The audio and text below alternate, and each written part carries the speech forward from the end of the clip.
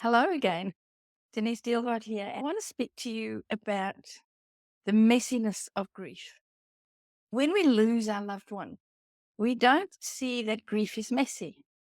We see it as a process. We are told by so many people, just go through the 5 stages of grief, wait for time. It's a process. You will get better eventually. But we don't actually see the messiness in between. We don't expect the messiness in between. So what is the messiness of grief? What is your messiness of grief? And I don't mean the messiness in the house because you don't want to clean. That is one of the symptoms, but that is not the actual messiness of grief. Grief is so messy. It messes with our emotions and it messes with our mind. We are told by well-meaning friends, family, acquaintances, everybody under the sun to wait for time. And when we lose our loved one, it is a shock to our system.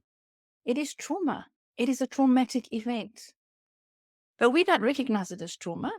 A lot of people don't recognize it as trauma. If you were in a traumatic car crash, guess what? People would go, "Oh my goodness, that was so traumatic for you." But when we lose a loved one, we are labeled as grieving. We're mourning. That's the label that we're given. We are given that title as a mourning mother or a grieving mother or a mourning wife, grieving wife or widow in the case of when we lose our spouse. Either you're a widow or a widower. So immediately you're labeled as that person. You're no longer a wife or a husband. With the case of a mother, you've lost a child. So you're a grieving mother. And people say to you, "I cannot imagine losing a child." But in that comes the messiness. So what is the messiness of grief? The first thing is the loss of identity. Who am I now? Who do I want to be? I didn't think of that when my husband passed away. I lost Martin in 2009.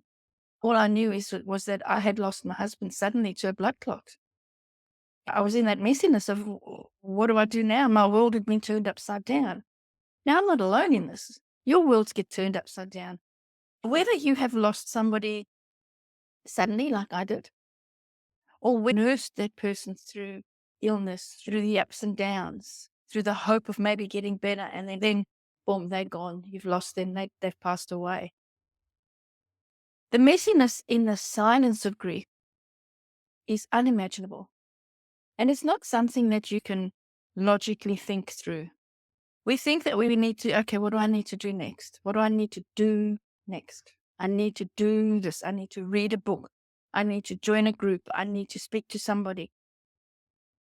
That's the messiness of grief. What do you do in a situation like that? What do you do in profound loss? Our body shuts down, especially immediately after the loss, our body shuts down. And that's normal. We're made that way. It's the way God, the universe made us to shut down our emotions. But in that messiness of trying to claw our way back out of this hole or overwhelming feeling of grief, it's like a dark cloud over your head, isn't it? We get stuck in the messiness. We get stuck in the overwhelm. We get stuck in listening to other people's advice, which is well-meaning, but is that advice helping you? Is that advice moving you forward into your next life? When we lose our loved one, we lose part of ourselves, a big part of ourselves. That dies as well. What do? We put on our mask, we pretend we're okay, and we soldier on. The "I'm okay, I'm fine" mask. When we do that, we find ourselves keeping us busy. We find ourselves maybe getting addicted to shopping. I had a beautiful lady the other day tell me that she was addicted to shopping. When we worked out how much she was spending, it was $198,000 that she had spent over the 17 years that she had been a widow. Yeah. So that's the messiness of grief. These are things that other people are therapists and people that help you with your grief are not addressing. In the messiness of grief, we not only lose ourselves, but we lose our self-confidence, self-esteem, self-worth. We don't know which way's up, we don't know which way's down. Grief is not something that can ever be fixed. It can't be fixed because grief is love. So how do we fix love? You can't. We have to fix ourselves. We have to be the one that reaches deep within ourselves and start asking the questions. Start asking better questions of yourself. Who am I? Who am I without this person? Wow, I don't even know who I am. Because we lose ourselves in that love. And it's normal to lose yourself in that love. Whether it's a child, you become that child's mother, you will do anything for your child, won't you? So when they pass away, it's like, well, what now? Who am I? What am I worth? Even if you have other children, it makes no difference because you know, and I know, I've got 3 kids and I've got 9 great grandchildren. So I know the love a mother has for a child, a great grandchild and grandchildren, right? I know that love. But here's the thing, that love for each child is different. Yeah. So when you lose a child, you are losing that bond, that connection. Even though you've got other children, it doesn't matter. It's a different love. So you lose part of yourself. In the case of losing a husband or a wife, you lose that bond, that connection, because you become one. As a couple, you become one. Yeah. So then it's like, well, who am I? Who am I? If we stay in that messiness of, I don't know who I am, I've lost my life, I've lost this person, I've lost my husband, I've lost my child, guess what? You never recover. You never recover from your loss. What does that mean if you never recover from your loss? What does it do to your health? What does it do to your relationships with your friends, with your family? What does it do to your income? Because suddenly you can't work anymore. Suddenly you can't concentrate anymore. If we keep on that trajectory and we keep going that way, you suffer for years and years. You're shortening your lifespan. And is that something that your loved one would have wanted to see you do? I don't think so. If you're in the messiness of grief, it's okay. But don't stay there. Recognize it. The question to ask yourself now is not, what do I need to do? Because you need to do absolutely nothing. The question to ask yourself is, who do I need to be right now? Who am I being in my messiness of grief?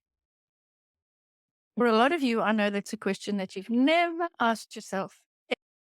It's not a question we usually ask ourselves because we want to think through our problems. We have been taught to think through it, to think about it, think what you're doing. You're not thinking, why did you do it that way? You should have done it this way. So when it comes to actually starting to feel, which is the very first thing in my Flow Grief Release program, is to feel. Feel. F for feel. Feel your pain. That's where the messiness is in those emotions. That's where all the messiness is, in the feeling. But guess what? We are human. We don't want to feel. No, I'm not feeling today. I'm going to be okay. I'm fine. So we put on our mask again, the I'm okay mask, I'm fine mask. Because to go down that pit again and to feel, feeling is more than just sadness. Feeling is not beyond and below the sadness. What emotions are below that sadness? That's the deep inner work we do on ourselves. That's the deep inner work I help you with in my flow method. It's going beyond that so we can release it. Imagine you've been away on a holiday and you come home and your garden is just got weeds everywhere. You've had a lot of rain. The weeds are overtaking your beautiful plants and your flowers. First thing you do is start pulling out those weeds. Yep. You get stuck into the garden, you go, oh, I can't live like this. There's so many weeds. The messiness of grief is the weeds in your brain, in your head, in your body, in your whole being. That's the messiness of grief. That's the weeds. So we have to pull those weeds out. And some of those weeds are hard to pull out, aren't they? Some of them go really deep. Now, what happens if we don't replant the weeds were and we just leave it, go away again, we come back? What happens to that garden bed again, to your garden? Those weeds have come back up again. So that's very important to let them go. That's the L in the letting go. We have to let go of those emotions and we have to replant, overcome new plants, new emotions, new way of being, new beliefs, a new life. And then start reimagining your new life after loss. That's whole. Become whole. Start reimagining. Who can I be? What do I want to do in my life? Where do I want to go? Do I want to travel? What do I want to do? It's not just a simple, oh, well, we're just going to get over this now. We move forward. I have said so many people say to me, wow, Denise, have you moved on yet? We never move on from the loss of a loved one. We move forward. But in that moving forward, we have to release and let go of the messiness of grief. Otherwise, we become so quickly the victim. We adopt that new way of being, which is uncomfortable. And we adopt that, I'm a grieving widow. Oh, I lost my husband. Oh, but you don't understand. That's being the victim of our grief. You have to feel sorry for me. I can't do that because I can't go to the movies. Like in the case of losing a child, I can't go to that ball match because it'll remind me of my child. Meantime, your other kids want to go, but you're saying no. You can go with dad or you can go with Granny or somebody else. That's the messiness of grief. We have to pull out those weeds. It's not a nice to have. It's not something that you go, oh, that would be nice to do. No, it's urgent and it's important. So please don't stay in the messiness of grief. Book your call with me. Reach out to me. Slow grief relief is so important. If I had not invested in myself and in my own healing journey, and I try to do all the free stuff, which I started to do in the beginning, I would not be here talking to you today. I say this with all honesty and openness and transparency. I would not be here encouraging you and helping others move through grief as quickly as possible. Grief is not a life sentence. The loss of your loved one is not a life sentence. It's a moment in time. And it's in that moment that there's a gift. What is your gift to your life, to your family, to yourself? Is it the gift of loss and the gift of sorrow and mourning? Because that's not really a gift, is it? Or is it the gift of life, the gift of love, the gift of moving forward? So if you want to know more, please reach out to me and book your call with me. It's a free call. If I can help you, I'll tell you. And obviously, if I can't help you, I'll tell you. But until you actually reach out for the right kind of help, you're not going to move forward. And these times of uncertainty and all around the world, if we don't have the right person in our corner, our mental health diminishes. We become small. Our life, we think our life is over, but it's not. It's just uncertainty. So we need somebody in our corner to lift us up and go, hey, you're okay. You've got this. Let's move through. Reach out to me, and it's been amazing catching up with you. Speak soon. Bye for now.